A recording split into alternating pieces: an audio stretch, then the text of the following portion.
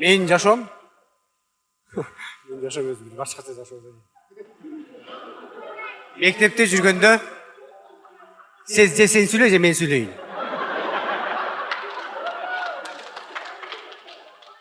Мен мектепте кыйрат деле окуган жокмун, бетимен эле айтып турбайбы туурабы? Бирок 7 класста менин атам директор болду.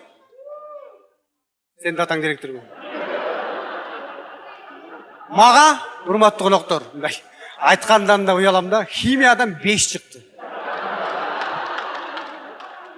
Алдыңарда химик турат. Силер түшүнбөй калдыңар окшойт, мага кол эмгектен чыккан жок. Химиядан 5 чыкты.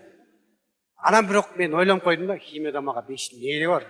Негизи мындай кыргыздаргачы эми химия деген сабак кереги деле жок экен.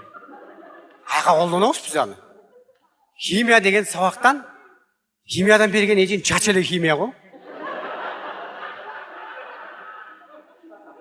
Кыргыздар химия деген сабактын өзүн колдонбой, химия деген сөздү эле колдонот экенбиз биз. Уктуңбу, тигин бала отравление болуп калып турбайбы, инфекционный жазып бер десең. Химиянын баарын ичебиз отравление болот да деп саласың го.